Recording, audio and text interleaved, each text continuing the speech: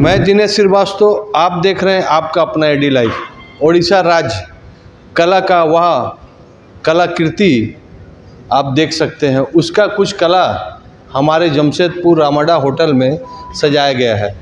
100 artist का group उस कला एग्जीबिशन में अपनी अपनी कला को सजाया गया है। हमारे कैमरामैन से अनुरोध है कि उस पहले पिक्चर को आप दिखाइए, कितनी मेहनत से आर्टिस्ट बनाते हैं और उस पिक्चर में उनका सोच, उनका विज़न, यानी वह कला के माध्यम से, पिक्चर के माध्यम से वह बताने का कोशिश करते हैं। अभी हम जो आर्टिस्ट सब बनाए हैं उनसे बात करेंगे कि यह जो विज़न आपने फ़ोटोग्राफ किया है या जो आर्ट किया है, इसमें क्या थिंक है, क्या विज़न है और ये क्या दर्शाता है। तो यह कला आप देख सकते हैं, अनेक वैरायटी टाइप का कला है और इसमें सभी प्रकार का आर्ट का इसमें फॉर्म किया गया है। आर्टिस्ट से तो बात करेंगे, लेकिन सबसे पहले वह आर्टिस्ट का बनाया गया शोकेस, जिसमें उन्होंने जितने भी पिक्चर जो बनाते हैं उसमें से जो बेस्ट पिक्चर होता है उसको डिस्प्ले किया जाता है। तो यानी 100 आर्टिस्ट के द्वारा जो सबसे 100 में से उसके जो अच्छे फ़ोटोग्राफ होंगे या अच्छे कला होंगे उसी को यहाँ डिस्प्ले किया गया है। और इस 100 जितने भी डिस्प्ले किया गया है उसमें से आपको चॉइस करना है कि वह डिस्प्ले आप अपने बेडरूम, ड्राइंग रूम या होटल या आप कहाँ लगा सकते हैं। लेकिन कला का अगर आप सम्मान करते हैं तो यह आर्ट को आप जमशेदपुर रामडा होटल में आकर देख सकते हैं, जो फ्री ऑफ कॉस्ट है। लेकिन इसमें बहुत अलग अलग कलाकृति दिखाया गया है और इसके जो कोऑर्डिनेटर हैं मानस जैना, उनसे बात करते हैं। चैनल में आपका स्वागत है और आप हमारे झारखंड राज्य में आए और अपनी पूरी कलाकृति, यानी ओडिशा पूरी तरह बैठ चुका है हमारे झारखंड जमशेदपुर में।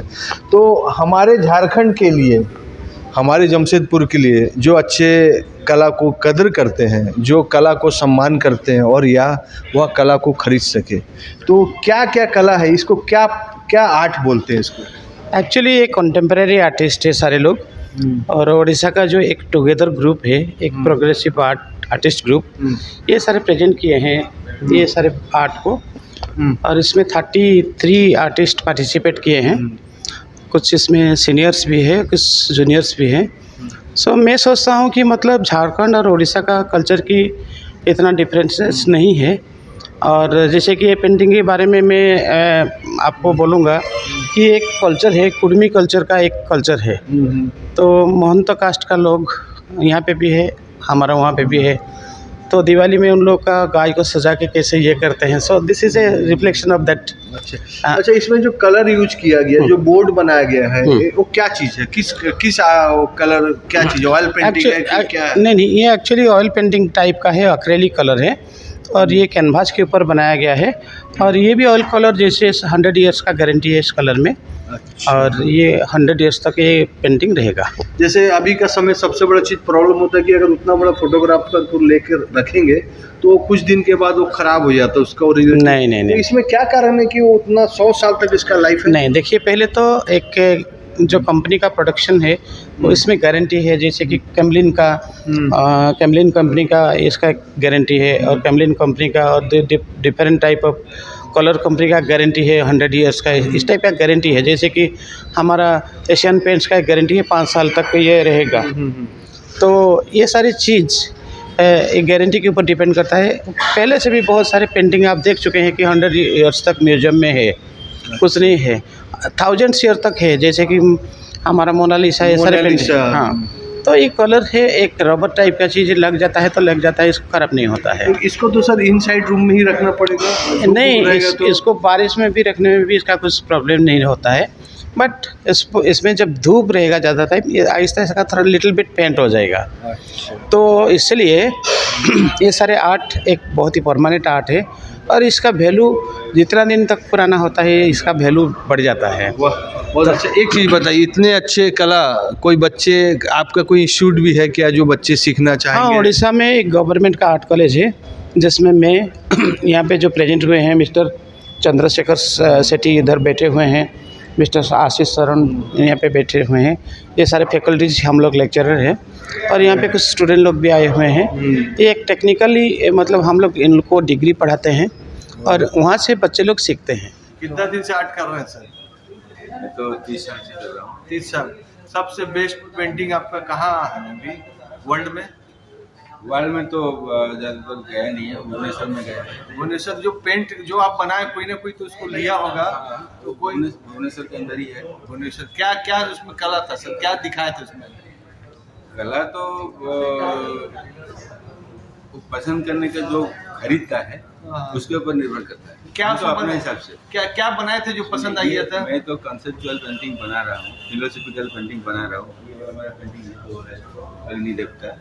तो ये आर्टिस्ट का कॉन्सेप्ट वो आर्टिस्ट खुद ही समझता है। वो पहले जो उसका दिमाग में लेता है तो क्या करना चाहिए उसका दिमाग में। ये मेरा वेदों के ऊपर पेंटिंग है। तो वेदों का जो श्लोक है उस श्लोक को लेके डिफाइन करके उसमें क्या आर्ट बना जा सकता है उसको लेकर हम किए। तो ये हर एक आर्टिस्ट का अलग अलग सोच होता है, तो उनका थीम वो अपना सोचता है, लेकिन जो खरीदता है उसका समझ में आने से वो लेता है। मेरा नाम चित्तरंजन महंतो है। और ये आप बनाए? जी। वाह। ये कितना तो कलर आप बना चुके हैं? मैं तो कलर पेंटिंग एक्रिलिक का बहुत सारा मेरा सीरीज वर्क है, बट ये वाला मेरा जो सीरीज है कुर्मी कार्ट से मैं बिलोंग करता हूँ, तो उसके ऊपर में ही ये वाला पेंटिंग किया है। अच्छा जी। तो इसमें दिखाएं कि गांव का कल्चर वो कैसे करके जी, जी। से होता है। और अच्छा एक चीज़ बताइए, आप स्टूडेंट और स्टूडेंट का आजकल बहुत स्कोप हो गया, सिर्फ पढ़ाई में नहीं, स्पोर्ट्स में जा सकते हैं, टेक्निकल में जा सकते हैं, इंजीनियरिंग में जा, तो कला आपको कैसे लगा, कैसे आपने इसमें पढ़ाई के साथ इसमें इन्वॉल्व हुआ? क्योंकि ये बचपन से जो मैं कला देखता हूँ तो मुझे बहुत खुशी मिलता है उसमें से। अच्छा। तो इसीलिए इसके अंदर मेरा इंटरेस्ट गया, बड़ा हुआ तो उसके बीच जो सफ़र रहा मैं उसके साथ ही इसको प्रोफेशन बनाना चाहता हूँ और इसमें आगे जाना चाहता हूँ, तो इसीलिए मैं ठीक, पेंटिंग कर रहा हूँ। बहुत अच्छा, बहुत अच्छा। देखिए स्टूडेंट ने कोई भी चीज़ का विषय में आप सक्सेस कर सकते हैं, बशर्ते आपको इंटरेस्ट होना चाहिए। ऐसा कोई सेक्टर नहीं है कि जिसमें आप अपना वह चीज़ को सक्सेस नहीं कर सकते। और यह चित्तरंजन जो छात्र है उन्होंने आर्ट में अपना प्रदर्शन यह दिखाया है। मेरा नाम है सुमन गौड़ो, मैं ओडिशा से आया हूँ। कौन कॉलेज से पढ़ते हैं? Bhubaneswar BK art and craft college Bhubaneswar. अच्छा, ये क्या बना है, आप क्या प्रदर्शन किए हैं? ये है हमारा गांव का कल्चर है, जो कि इस कुर्सी को हम पूजा करते हैं। जैसे कि गांव का देवा देवी को पूजा करने से हमारा गांव का धन जीवन और लोगों का जीवन में सुंदरता आता है और लोगों का मन में उस गांव को कल्चर को आप दिखाए। ये पेंटिंग आप खुद बनाए हैं? हाँ, मैंने बनाया है ये पेंटिंग। वाह। देखिए आर्ट कॉलेज में वह शिक्षक का बहुत बड़ा योगदान है। इस पेंटिंग को आप थोड़ा ध्यान से देखिए, कैमरा मैन से अनुरोध, देखिए यह पिक्चर को आप देखिएगा तो जैसे लग रहा है कि रियल कोई व्यक्ति उसको उठा के कर रहा है। एक एक चीज़ का ध्यान दिया गया। बाल में भी उसका पूरा, आप सामने आइएगा तो बाल में पूरा रेशा दिख रहा है, उसका आँख का भाव से लेकर एक जो लकड़ी का उड्डयन है उसको भी सजाया गया है। और यह पूरी तरह ऐसे लग रहा है कि उसको फूल हारा माला के द्वारा सजाया गया है। मतलब हम लोग जिस युग में चल रहे हैं उसको डिजिटल युग कहते हैं, और उसमें हाई डिफिनेशन कैमरा का यूज होता है, video high definition HD camera बनता है। लेकिन कला में वह शक्ति है कि आज भी वह कला के माध्यम से हाई डिफिनेशन कैमरा को HD कैमरा को फेल किया जा सकता है। वह भी उस चीज़ दिखाया है जो रियल में, जो एक्चुअली में दिखाया जाता है। वह बहुत बड़ा प्रदर्शनी है और यह आर्ट ओडिशा में घर घर में है। हम चाहेंगे कि यह आर्ट झारखंड में जमशेदपुर के भी बच्चे सीखे। ये स्टूडेंट जब इतने बड़े प्रोजेक्ट में बना सकते हैं तो आप भी घर में प्रैक्टिस कीजिए। और यह कला प्रदर्शनी जो लगा हुआ रामडा होटल में, इसको आकर आप ज़रूर देखिए। आइए इस कॉलेज से जो प्रोफेसर आए हैं, जो फैकल्टी आए हैं, उनसे भी बात करते हैं। मैं उड़ीसा भुवनेश्वर से आया हूँ। मेरा नाम है चौधरी आशीष शरण। मैं फैकल्टी विजुअल आर्ट का हमारा जो कॉलेज है BK college of art and crafts, उसमें स्कल्पचर डिपार्टमेंट में फैकल्टी हूँ। सर ये जो फोटोग्राफर जैसे लगा हुआ है, फोटोग्राफ नहीं बोलेंगे सर, लगता है पेंटिंग, कि हाँ। पेंटिंग जो लगा हुआ है सर, जैसे छवि लग बोल रहा है सकते कि हैं। पूरी तरह शंकर भगवान तपस्या कर रहे हैं और मतलब ये मतलब रियल फील देना, हाँ। ये बहुत बड़ा मतलब सबसे नहीं होगा। इसमें क्या क्या चीज़ का ध्यान दिए इतना पेंटिंग में, मतलब बच्चे अगर कोई बना रहे, स्टूडेंट बना रहे हैं तो वो तो व्हाइट बोर्ड रहता है, लेकिन उसको कैसे आप लोग ट्रेनिंग दे देते कि इतने अच्छे उसको जीवन दे देते हैं पिक्चर को? पहला तो ये चीज़ है कि ये ट्रेनिंग ये जो ट्रेनिंग का परसेंटेज अगर निकालेंगे ना तो 10 to 20% जो है ट्रेनिंग पे डिपेंड है, वो स्किल डेवलप करने में हम लोग लगाते हैं। दूसरा चीज़ ये है कि ये पूरा एजुकेशन है, एक एजुकेशन सिस्टम है, तो उसमें ना उसका जो अंदर का सोच है वो, ये पेंटिंग जो है ये एक लैंग्वेज की तरह है। जैसे हम लोग उड़िया में बात करते हैं, आप लोग हिंदी में बात करते हैं, कोई अंग्रेज़ी में बात करता है, तो ये हम लोग का एक बात करने का, अपने आप को रिप्रेजेंट करने का एक जरिया है।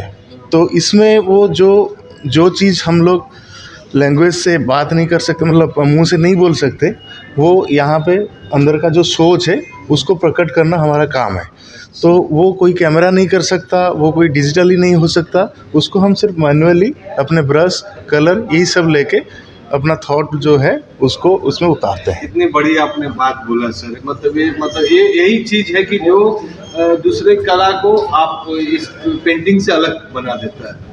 क्या संदेश देना चाहते हैं सर, जो बच्चे उड़ीसा नहीं जा सके, क्योंकि आप उस इंस्टीट्यूशन में काम करेंगे, डेली बच्चे सीख रहे हैं, लेकिन जो वीडियो देख के इस पेंटिंग में इंटरेस्ट करें, बच्चे कंपटीशन की तैयारी करते हैं, तो सर आर्ट में सबसे पहले उनको क्या चीज़ डालना चाहिए, उनको क्या चीज़ सोच को लेकर आर्ट करना चाहिए? देखिए, ये चीज़ एक जो है वो साधना तपस्या की तरह है। जितना आप रोज़ आप प्रैक्टिस में डालेंगे उसको, वो अपने आप निखार आता जाएगा, आपको दिशा मिलता जाएगा, वो खुद बताएगा।